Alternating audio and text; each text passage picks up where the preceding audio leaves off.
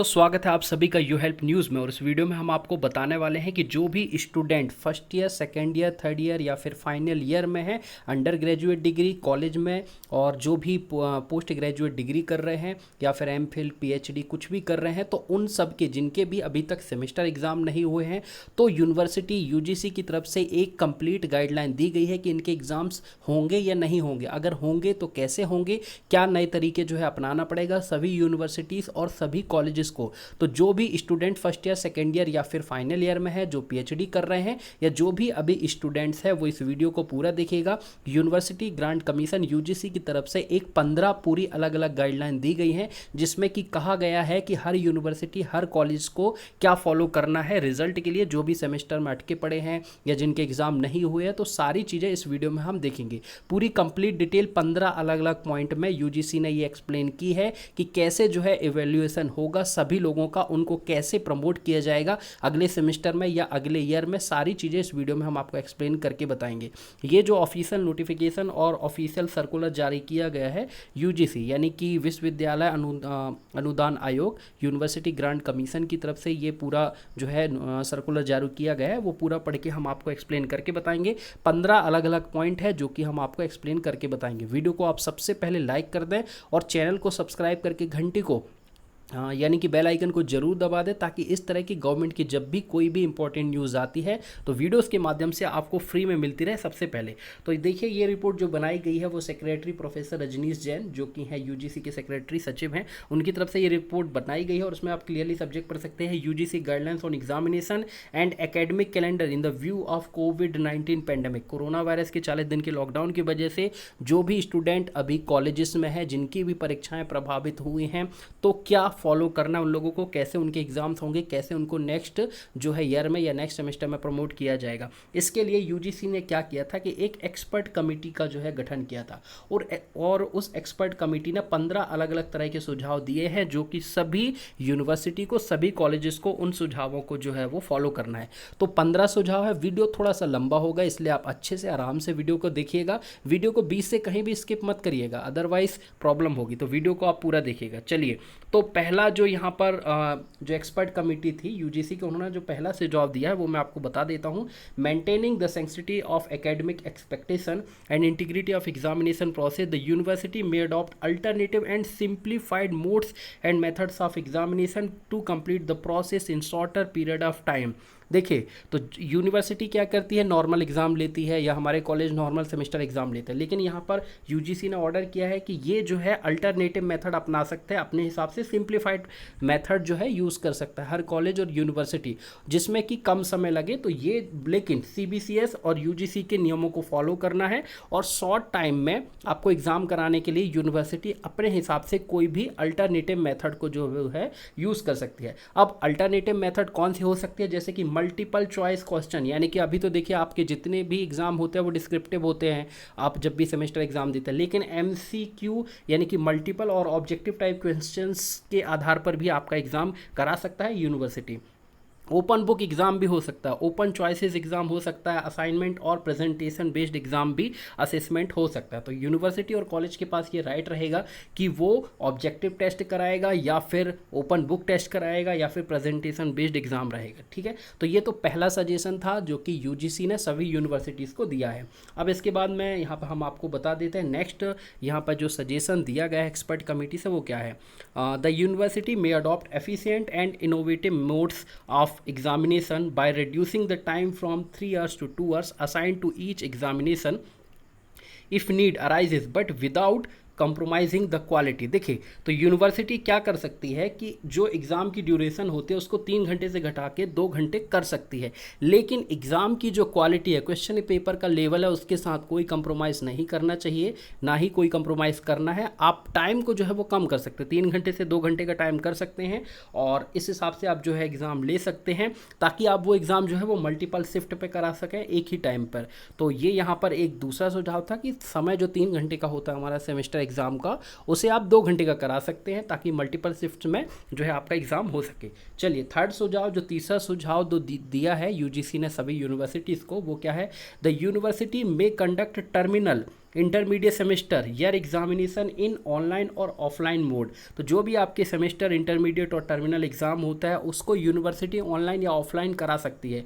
अगर यूनिवर्सिटी के पास ये कैपेसिटी है ऑनलाइन कराने की तो ऑनलाइन भी करा सकती है, एज पर देयर, देखिए, as per their ordinance, rules and regulation, schemes of examination, observing the guideline of social distancing and keeping the view of support system available with them and ensuring fair opportunity to the all students.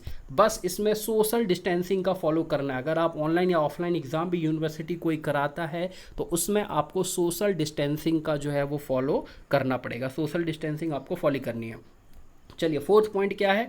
Terminal semester year examination for post graduate candidate, under graduate candidate courses programmes may be conducted by university as suggested in the academic calendar keeping in mind the protocol of social distancing.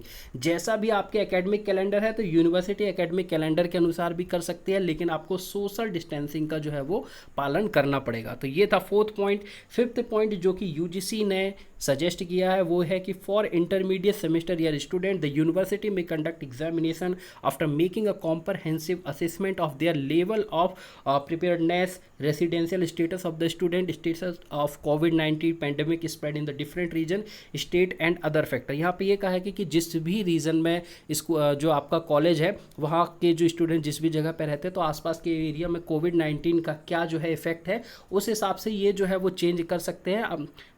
इनका जो भी assessment process है उसके हिसाब से ये change करते हैं। लेकिन यदि in case the situation does not appear to be normal in the view of COVID-19, in order to maintain social distancing, safety and health of the students, grading of the student could be composite of 50% marks on the basis of pattern of internal examination। देखिए, लेकिन कई जगह पर ऐसे जो कि red Jones है और जहाँ पर अभी जो सिचुएशन है वो कंट्रोल में नहीं है, तो वहाँ पर क्या होगा कि आप जिस भी सेमेस्टर में है तो 50% जो नंबर रहेंगे आपके इंटरनल के रहेंगे। इंटरनल क्या होता है? जो भी आपका वाइवा होता है और जो भी प्रैक्टिकल काम वगैरह होता है जो कि आपके टीचर के ऊपर, आपके गाइड के ऊपर जो रहता है, तो उसके नंबर रहेंगे 50% और 50% नंबर आपको मिलेंगे आपके प्रीवियस सेमेस्टर में। आपने जो भी आपका जो रहा CGPA SGPA जो भी आपका रहा है प्रीवियस सेमेस्टर में, जो भी आपका परसेंटेज रहा है वो ऐड होगा आपके इस वाले सेमेस्टर में। तो 50% आपके इंटरनल्स के नंबर्स रहेंगे जो प्रैक्टिकल वर्स और जो भी आपके गाइड के ऊपर डिपेंड करता है वो, प्लस आपका जो रहेगा प्रीवियस सेमेस्टर में आपने जैसा परफॉर्मेंस किया है उस हिसाब से। ठीक है। The internal evaluation can be continuous evaluation, prelims हो सकता है उसमें, मिड सेमेस्टर हो सकता है internal evaluation, what ever the name is given by the student. देखिए, इंटरनल सब यूनिवर्सिटी के अलग अलग हो सकते हैं, जो भी हो तो वो उस हिसाब से यूज़ कर सकते हैं। तो करना क्या है, यूनिवर्सिटी को 50% नंबर जो है वो इनको जो है प्रीवियस सेमेस्टर के ऐड कर सकते हैं और 50% नंबर जो है वो अपने इंटरनल के आधार पर दे सकते हैं। चलिए अगला पॉइंट पढ़ते हैं। In the situation where previous semester और previous marks are not available particularly in the first year of annual pattern of examination. जो भी कैंडिडेट फर्स्ट ईयर में है, अब कैंडिडेट अगर फर्स्ट ईयर में है तो उनके प्रीवियस सेमेस्टर या प्रीवियस एग्जाम का अगर रिजल्ट अवेलेबल नहीं है तो 100% evaluation may be done on the basis of internal assessment. तो जिनका प्रीवियस रिजल्ट अवेलेबल नहीं है तो उन सभी कैंडिडेट का जो नंबर रहेगा, इस सेमेस्टर का एग्जाम तो होगा नहीं, उनके नंबर जो रहेंगे 100% based on their internal assessment. तो ये आपके गाइड के ऊपर, आपके जो भी टीचर उनके ऊपर डिपेंड रहेगा, जो भी प्रैक्टिकल वर्क और जिस हिसाब से भी वो आपके इंटरनल नंबर जो देंगे तो 100% नंबर आपके जो है वो इंटरनल पर डिपेंड करेंगे।